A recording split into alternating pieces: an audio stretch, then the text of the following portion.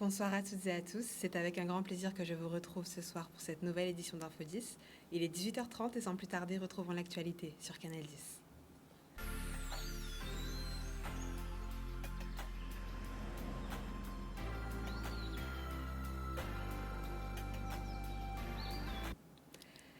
C'est à l'hémicycle du Conseil régional que s'est achevé ce matin les ateliers de révision du schéma de développement économique, d'innovation et d'internationalisation. Pendant plus d'un mois, la région, le département ainsi que leurs partenaires ont travaillé sur des thématiques telles que l'innovation, l'artisanat ou encore l'économie. Je vous laisse avec les images. On a bien compris, avec la petitesse de notre territoire, on ne peut pas imaginer des politiques publiques qui ne soient pas concertées. Donc l'objectif, c'est bien ça, c'est de maintenir évidemment ce chef de file, mais de pouvoir irriguer avec les EPCI notamment, qui doivent jouer tout leur rôle au travers d'actions partagées, et puis également le département qui, lui aussi, doit trouver toute sa place notamment au travers des politiques publiques d'insertion, puisqu'il y a des passerelles indispensables entre celles-ci. Donc oui, travailler en concertation, et d'ailleurs c'est tout le sens du contrat de convergence qui existe entre la région et le département. Aujourd'hui, nous arrivons à cette finalisation. Nous avons parlé ce matin de la question de la gouvernance. Là encore, il y a eu des propositions très intéressantes, ce qui permettra d'avoir un document qui sera le document stratégique pour la région Guadeloupe en matière de développement, mais surtout le président a insisté pour qu'il y ait une meilleure coordination avec ceux qui peuvent permettre d'accompagner les entreprises, parce que nous devons rechercher l'efficacité.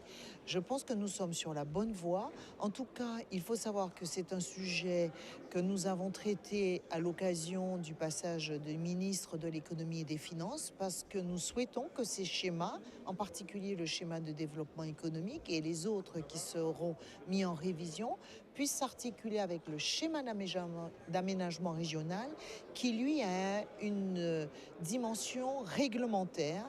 Et je pense que ces schémas doivent aussi pouvoir permettre cette dimension, parce qu'on a besoin de cohérence, parce que nous sommes un petit territoire, nous sommes à la fois une région, département, et que nous devons rechercher l'efficacité, et ça passera forcément par ce type de document opposable à tous pour avancer ensemble et faire en sorte que les fonds publics, que la dépense publique soit la mieux utilisée pour créer des richesses, pour créer des emplois. C'est important en effet pour l'État d'être présent aux côtés du président Chalus et de la vice-présidente Marie-Luce Panchard, en vue de pouvoir accompagner, structurer en tout cas de la méthode qui s'impose dans la consultation de l'ensemble des acteurs, et faire en sorte en effet d'être un élément de facilitation, un élément d'ensemblier des politiques publiques.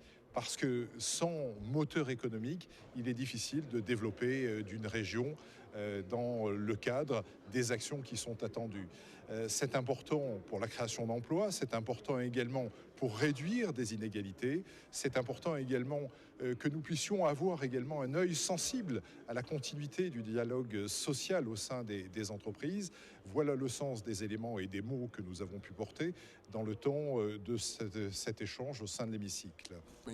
Aujourd'hui, au moment où on parle, vous savez, la dispersion d'organes de traitement crée une confusion complète. Donc, l'idée de guichet unique aujourd'hui, d'ailleurs pas seulement sur le développement économique, est indispensable sur l'ensemble des politiques publiques du pays, qu'il s'agisse du transport, qu'il s'agisse de l'insertion, de la formation, bref, l'ensemble des politiques publiques nécessite aujourd'hui un guichet unique, puisqu'il y a souvent un traitement différencié entre régions et départements, ce qui crée un non-sens parfois pour certains dossiers. Parlons sport, c'est au Gosier aujourd'hui qu'a été annoncé le complexe sportif Rudy Gobert, un événement qui a mobilisé petits et grands autour du basketteur de la NBA. Ce projet ambitieux permettra aux jeunes de bénéficier d'une structure supplémentaire pour l'exercice de leur activité sportive. Regardez les images.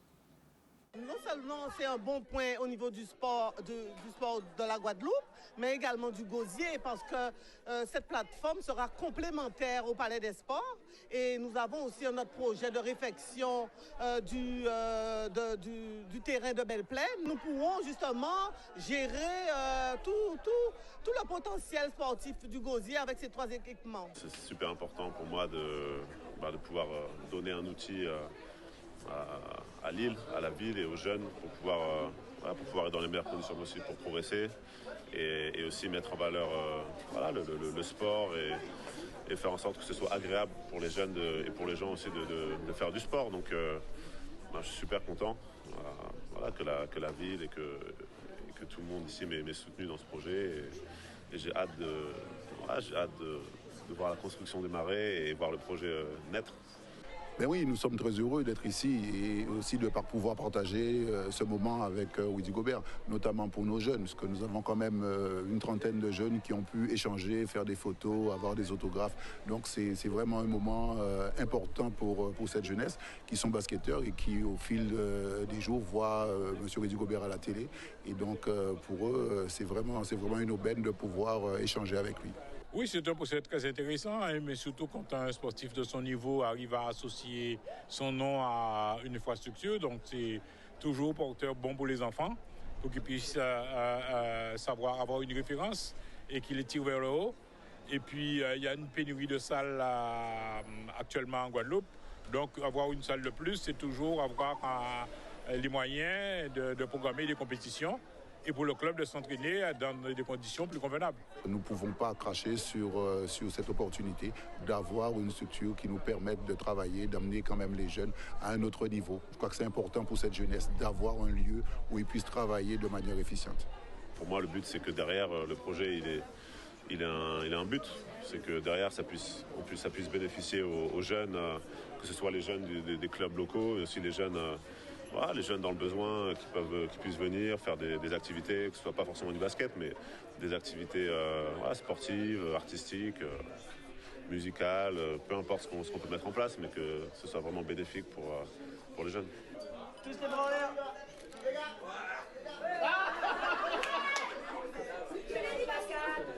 Moi, super. Le joueur des Timberwolves du Minnesota n'est pas venu sans surprise. Il nous annonce une préparation aux Jeux Olympiques. Avec une telle carrière, Rudy Gobert s'apprête à affronter les différentes équipes des Jeux Olympiques de Paris en 2024. Retour sur son émotion. C'est une saison positive. Je trouve qu'on a vraiment beaucoup évolué au fil de la saison en tant qu'équipe. Et je trouve que j'ai évolué aussi individuellement. Et j'ai hâte de continuer à construire avec cette équipe et puis revenir encore plus fort la saison prochaine. C'est un rêve.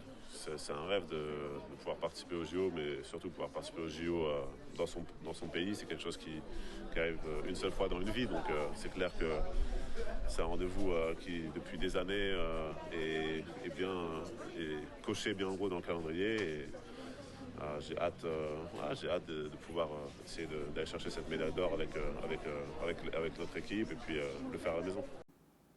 Ce mercredi 31 mai s'est tenue la remise des prix des trophées et challenges NSI à l'immeuble Papillon aux Abîmes, un événement qui a su mettre en lumière des élèves passionnés du numérique et des sciences technologiques. Au total, près de 40 participants, élèves, professeurs, mais également associations, ont répondu présents à l'invitation de l'Académie de la Guadeloupe. Retour en images.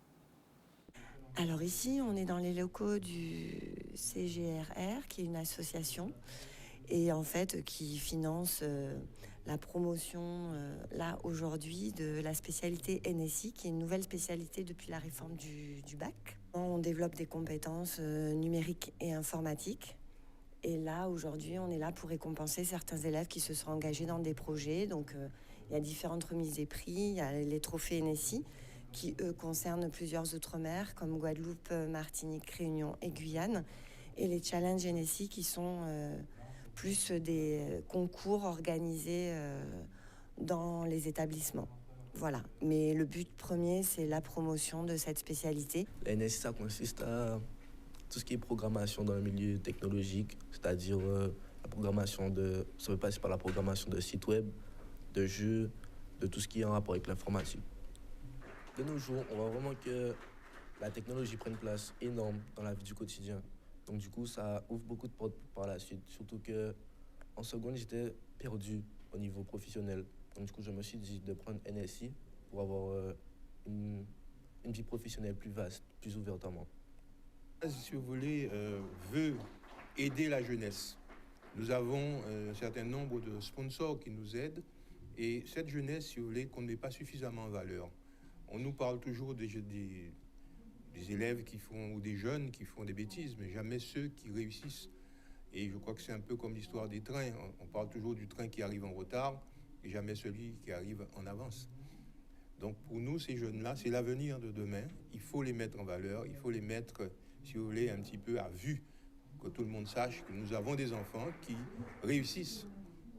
Alors, cette nouvelle discipline, comme je vous le disais, a été créée récemment. Et le but pour l'académie, et au-delà de l'académie, bien sûr, pour la France, pour l'Europe et dans le monde, c'est de développer les compétences numériques de nos jeunes, parce qu'on sait qu'ils en auront besoin pour leur avenir. Et ce sont des compétences maintenant essentielles pour tous, quel que soit le métier qu'ils exerceront plus tard. Alors, c'est grâce à l'association Pégase qui nous a sollicité, justement parce qu'ils souhaitaient récompenser des jeunes qui participaient à des concours dans ce domaine-là, des nouvelles technologies et en particulier du numérique. Mais déjà, les élèves étaient inscrits sur un concours national, les trophées NSI, donc un certain nombre d'élèves que vous avez pu voir aujourd'hui ont participé à ce concours national. Et le but était de montrer aux élèves de seconde ce que l'on fait dans cette spécialité. Toujours aux Abîmes, nous retrouvons le Forum de l'alternance organisé par le CFA Greta de la Guadeloupe. C'est au pôle d'accueil de Taonaba que la 5e édition du forum s'est déroulée, au programme sensibilisation au handicap en entreprise, coaching divers et même relooking. Rien n'est laissé au hasard pour pouvoir à nos jeunes d'être prêts pendant les entretiens. Alors aujourd'hui, nous sommes à Taonaba, aux Abîmes, dans le cadre de la 5e édition du Forum de l'alternance. Et aujourd'hui, en fait, l'objectif, c'est de pouvoir informer tous les candidats à l'alternance sur ce qu'est l'apprentissage, pouvoir participer à des ateliers, convaincre avec son CV sa lettre de motivation, savoir valoriser son profil sur les réseaux sociaux professionnels, savoir se relooker pour pouvoir aller à ces entretiens. Et puis cet après-midi, un job dating avec des entreprises qui viennent faire du pré-recrutement ici. Donc nous sommes aujourd'hui invités par le Greta dans le cadre de la journée de l'alternance, le forum de l'alternance. Donc nous intervenons au nom du Pôle emploi. Donc notre but aujourd'hui, c'est d'informer les demandeurs d'emploi sur les services, l'offre de services de Pôle emploi, les différentes prestations qu'ils peuvent trouver auprès de nous, les différents conseils qu'on peut leur apporter au niveau de leur candidature, de la création d'entreprise et également les diverses prestations qui existent. On nous annonce d'ailleurs une baisse des prix des carburants pour le mois de juin, avec 1,77 € pour le sans-plomb contre 1,84 € le mois dernier. Au niveau du gasoil, 1,52 € contre 1,62 € en mai. Et la bouteille de gaz passera à 19,50 € contre 21,36 € au mois de mai. L'heure est au sport avec le conseil départemental. Ce matin a eu lieu le séminaire des encadrants du tournoi international des U16 de Guadeloupe. La Ligue guadeloupéenne de football a réuni les représentants des clubs afin de pouvoir échanger sur les équipes participantes. Un moment d'échange et de partage a débouché sur une soirée inaugurale. Reportage Charlie Dagonia. On a une particularité au Havre, c'est que les garçons sont inscrits dans différents établissements scolaires. On ne cloisonne pas les garçons uniquement sur un seul établissement ou bien une école technique privée. On veut que le garçon soit ouvert d'esprit, plus faire des options de son choix à lui. Après, une fois que ça c'est réalisé, de 8h à 10h, les garçons viennent au centre d'entraînement pour pouvoir s'entraîner de 10h30 à 12h30. Et là, ils sont dispatchés en fonction des différents groupes d'entraînement. Le groupe U16, le groupe U17, le groupe U19 et le groupe de la réserve. Parmi les 5 équipes, il y a quand même les CFA. Les CFA, c'est-à-dire la structure qui est ici, qui ressemble un petit peu à ce qui se passe soit au Havre ou à Rennes. Sauf que à d'autres niveaux, c'est-à-dire par exemple la sélection de la Basse-Terre ou la sélection de la Grande-Terre, les jeunes ne s'entraînent pas plus que 3 fois par semaine, donc c'est pas suffisant. Sauf que comme je disais, pour ne pas me répéter, la structure qui correspond un peu à ce qui se passe soit au Havre ou à Rennes, voire même flamenco, c'est le CFA. Donc ces jeunes-là, logiquement, le travail qui est fait au niveau du CFA peut permettre à ces jeunes-là de rivaliser, je dirais, avec ces équipes. On a bien sûr des points communs. Ici, la fédération a voulu implanter un centre élite aux exigences des centres de formation, donc en termes d'organisation, mais aussi de suivi, de planification. On est aux attentes des centres de formation et l'objectif, c'est de permettre justement à nos jeunes de vivre ce quotidien pour que lorsqu'ils vont en métropole, parce qu'il y a quand même des spécificités, notamment de climat et d'environnement, qu'ils puissent être rapidement disponibles et rapidement performants. Nous sommes déjà très ravis d'avoir été invités à participer à ce joli tournoi et puis pouvoir faire la promotion du football guadeloupéen et de pouvoir représenter le centre de formation du Havre en Outre-mer. C'est une satisfaction pour nous. Nous venons ici avec beaucoup d'humilité, avec beaucoup d'envie de pouvoir bien faire les choses et de pouvoir disputer tous les matchs avec une forte intensité pour pouvoir répondre présent à ce très bel événement. Il y a plusieurs objectifs, il est plutôt triple, c'est ce qu'on s'est dit avec les jeunes. La première chose, et il faut en avoir conscience, c'est déjà eux de pouvoir vivre une expérience avec des équipes qui n'ont pas l'habitude de rencontrer. Par cette expérience-là, ils veulent aussi tirer leur épingle du jeu, donc individuellement se montrer aux yeux des différentes équipes. Et puis, ils se montreront aussi à travers un cadre collectif et leur capacité à s'adapter collectivement à ce qu'on va leur proposer. Donc, ils sont très ambitieux et le souhait, c'est que on puisse découvrir et vivre cette expérience pour qu'ils progressent et qu'ils soient performants encore plus après cette expérience. Ce matin, nous avons reçu des élèves de l'école Félix Laban dans les locaux de Canal 10. La ville de Saint-Claude a souhaité sensibiliser les plus jeunes aux problématiques liées aux médias, cyberharcèlement ou encore fake news. Ces élèves se glissent dans la peau de réels journalistes pour pouvoir traiter de ces sujets. Voici le reportage. Alors en fait, c'est une idée qui est partie depuis le début de l'année où, avec la mairie de Saint-Claude, on a souhaité faire un travail particulier sur l'éducation aux médias. Donc toutes les problématiques liées aux écrans, les fake news, le cyberharcèlement, enfin autant de choses qui peuvent gêner un petit peu la santé des jeunes de nos jours. On souhaitait vraiment que les jeunes conservent une trace de tout ce qu'on allait discuter. En fait, on a décidé avec eux de rapporter un petit peu tout cela sous forme de mini-journaux. Donc, et c'était ça un petit peu le but de notre visite aujourd'hui dans vos locaux, c'était donc de visager, effectivement enregistrer une multitude de petits sujets sur l'ensemble des thématiques qu'ils ont pu aborder tout au long de l'année. J'ai apprécié parce que quand je serai plus grande, je voudrais faire actrice. Et donc, comme ça, je pourrais savoir comment ça va se passer, à quoi m'attendre. Et j'ai bien aimé quand on nous a fait visiter le plateau de tournage, qu'on tourne là où il y avait les journalistes. Aujourd'hui, nous allons parler de l'harcèlement avec le principal du collège de Saint-Claude. Nous rejoignons Maïra, Lana, Ilona et Shaina. Donc, je suis venue faire les lancements du journal du mercredi éducatif avec Elisa, qui fait avec moi. Aujourd'hui, nous allons parler du harcèlement et du cyberharcèlement. Nous allons voir Maïra et Lana qui sont avec une psychologue. On a parlé des fake news, du cyberharcèlement, de l'harcèlement et de l'addiction sans drogue. Canal 10, c'est télé en nous. Chers téléspectateurs, nous recevons ce soir Madame Ananza Devouton. Bonsoir. Bonsoir. Et Monsieur Émeric Coriolan, bonsoir également, pour Bonsoir. parler du gala caritatif Luminescence. Alors, Madame Devouton, pouvez-vous nous parler un petit peu de votre association ? Alors, l'association Calomie a été créée il y a 1 an et nous avons décidé de faire un gala caritatif pour pouvoir présenter nos actions, ce que nous avons déjà fait en 1 an et les projets à venir sur 2023-2024.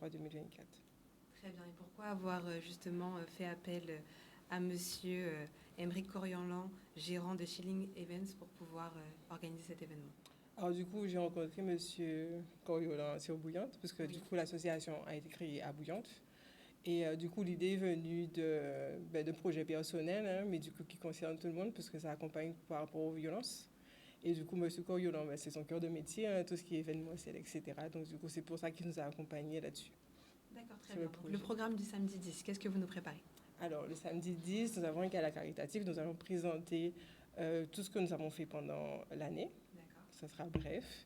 Nous allons pouvoir présenter l'association, les actions à venir, les projets humanitaires qui seront en cours en 2023-2024. Nous allons aussi pouvoir profiter d'un cocktail dînatoire comment ça s'appelle ? Excusez-moi. Je trouve pas les mots. Tu peux m'aider ? Monsieur Coriolan, nous en plus. Effectivement, Madame Devouton m'a interpellé justement pour ma jeune expérience au niveau de l'événementiel. C'était une nouvelle expérience au niveau de Luminescence, effectivement, qui rappelle un peu la lumière pour un peu éveiller le tout, se faire connaître surtout. C'était une bonne initiative d'une association de Bouillante, la commune voisine. Donc j'ai accepté ce challenge de venir l'accompagner sur cet événement qui sera le 10, comme vous avez dit, autour de luminescence. Donc on explique bien ce qu'elle a pas dit par rapport à le rapport de prix, les 95 €, c'est vraiment pour les gens qui vont s'adhérer. C'est les gens qui vont faire partie de l'association pour progresser. Il y aura des lots à gagner. Effectivement, on remercie aussi notre parrain, M. Sadik, qui nous accompagne sur ce projet. J'ai vu un beau projet culturel avec un beau plateau artistique. Et puis un spectacle Ortiz Jordi. Et puis la suite, on continuera avec un petit événement à partir de 23h avec les autres convives qui peuvent venir avant ou après. D'accord, très bien. Et pourquoi avoir choisi M. Sadik en tant que parrain de l'événement? Alors, on a choisi M. Sadik puisque M. Sadik, c'est quelqu'un qui est plutôt actif au niveau de sa culture, des personnes en Guadeloupe, de son peuple, et ils se sont concernés par rapport à la mission. C'est bien pour ça qu'il a accepté. C'est très bien. Que pourrions-nous souhaiter à votre association Ekaya Lomi pour les années à venir? Alors moi, ce que j'aurais souhaité, c'est que tout le monde se sente concerné par rapport aux violences, surtout par rapport à tout ce qui se passe en ce moment, en Guadeloupe, mais aussi un peu partout. Et que ceux qui participent ou qui contribuent, qui payent 95 € ou autre chose pour l'association, se rendent compte que ce n'est pas l'association uniquement qu'ils accompagnent, c'est eux, des gens de leur famille, des gens qui connaissent et voisins demain. Très bien. Donc les violences, ce sont vraiment une thématique qui vous tient à cœur. Soutenez-vous d'autres thématiques, d'autres causes? Alors, pour le moment, je me suis vouée, en tout cas, à Ekaya Lomi, puisque je l'ai créé dans ce sens-là. Et du coup, au fur et à mesure, on élargit en fait notre réseau en recrutant ou en travaillant, en collaborant avec d'autres associations. Donc du coup, c'est comme ça que je contribue avec d'autres associations. D'accord, je vous remercie. Merci beaucoup d'être venu pour présenter cet événement. Le rendez-vous est donc samedi 10 juin à la Casarte avec un concert en acoustique de M. Sadik. Chers téléspectateurs, je vous souhaite une agréable soirée sur Canal 10 et je vous dis à demain. Bonne soirée.